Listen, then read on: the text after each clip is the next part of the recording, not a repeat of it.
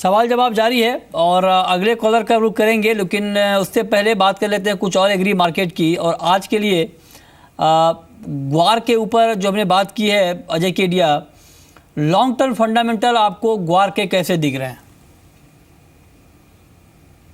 मुझे अगर 2 साल से बात करें तो ग्वार बिल्कुल भी काउंटर साइलेंट रहा। नो डाउट इस बार हम देख रहे हैं कि करीबन मोर देन 40% का एक्रेज में हमने लॉस देखा था। उसके बाद प्राइजेस 3000 से करीबन 4000 का लेवल छू गया था। बट पिछले 12-15 दिन में हमने बारिश काफ़ी होते हुए देखी की सोइंग एरिया में। इनफैक्ट मुझे लगता है कि अभी यहाँ से वापस यू टर्न लेना चाहिए कि जिस जगह से बारिश हो रही है राजस्थान एरिया में कुछ डैमेजेस की भी रिपोर्ट आ सकती है अगले 2 सेशन में। तो मुझे लगता है लॉन्ग टर्म के लिए बाय करके चलना चाहिए। अगर अक्टूबर एंड तक की बात करें तो मुझे लगता है 4500 तक का लेवल, जबकि दिसंबर तक 5000 का लेवल आ सकता है। ठीक है, अब अगले कॉलर हमारे साथ पंकज हैं चित्तौड़गढ़ से। चांदी पर सवाल है इनका, पूछिए पंकज।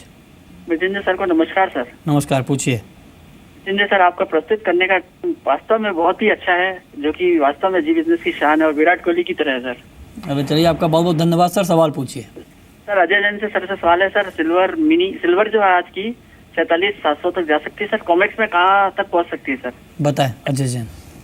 देखिए, ट्रेंड यहाँ पे अगर हम देखें तो गोल्ड सिल्वर जो है वो दोबारा से अभी पॉजिटिव ट्रेंड में आ गया। लॉन्ग टर्म जो है वो ऑलरेडी एक पॉजिटिव ट्रेंड के अंदर चल रहे थे। शॉर्ट टर्म जो अभी पीछे गिरावट आई थी, बट उसके बाद अभी जिस तरीके से वापस मार्केट ऊपर आ गई है, तो यहाँ पे शॉर्ट टर्म लॉन्ग टर्म दोनों चार्ट के हिसाब से यहाँ एक पॉजिटिव ट्रेंड दिखता है।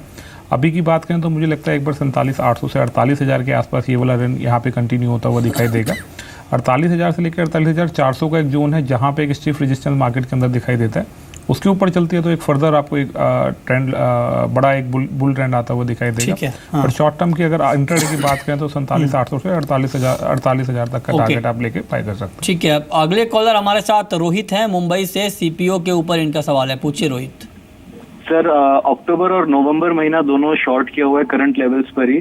सर मेरा लॉन्ग टर्म व्यू है, अब जैसे नया सोयाबीन आने वाला है तो रिफाइन ऑयल में थोड़ा प्रेशर आते हुए दिख सकता है। हाँ। उस हिसाब से मैंने अपनी पोजीशंस क्रिएट की है और मेरा थोड़ा लॉन्ग टर्म व्यू है, अक्टूबर नवंबर आगे दिसंबर में भी मैं कैरी ऑन कर सकता हूँ। जी, अजय केडिया बताया पिछले कुछ दिनों में सीपीओ की कीमतों में काफ़ी तेज़ी आई है और ये जानना चाहते हैं कि लॉन्ग टर्म व्यू क्या होगा इनके ऊपर।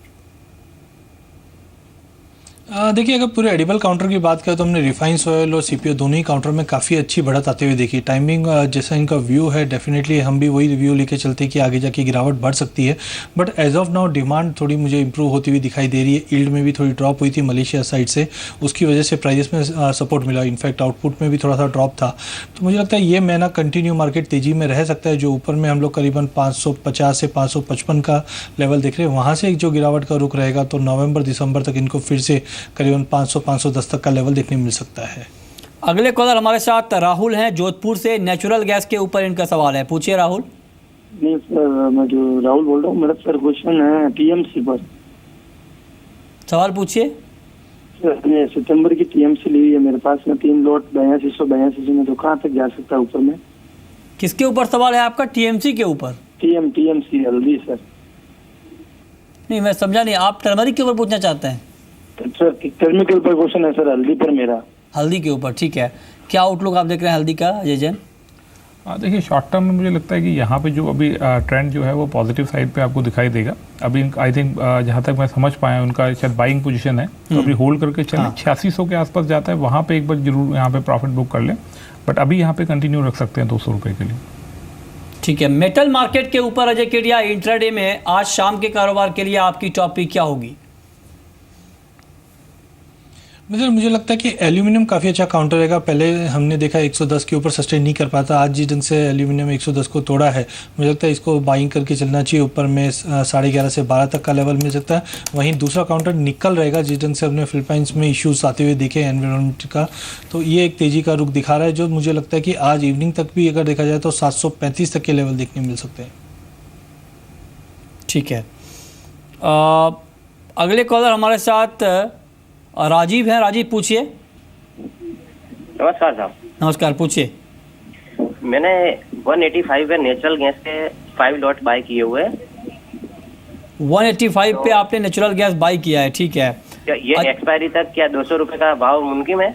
क्या कहेंगे आप अजय जैन? देखिए, मुझे लगता है कि अभी यहाँ पे थोड़ा सा मुश्किल लगता है क्योंकि 183-84 के आसपास एक स्ट्रॉन्ग रेजिस्टेंस जो है वो मार्केट फेस करेगी। उससे अच्छा मुझे लगता है कि अगर आज शाम के मार्केट में 179 180 तक का भी भाव मिलता है तो एक बार वहाँ पे एग्जिट कर लें और वहाँ पे एक बार शॉर्ट पोजीशन क्रिएट कर सकते हैं। 183 रुपये का स्टॉप लॉस लगा के वापस मुझे दिखता है 172 रुपये तक के टारगेट आपको देखने को मिलता है। ठीक है।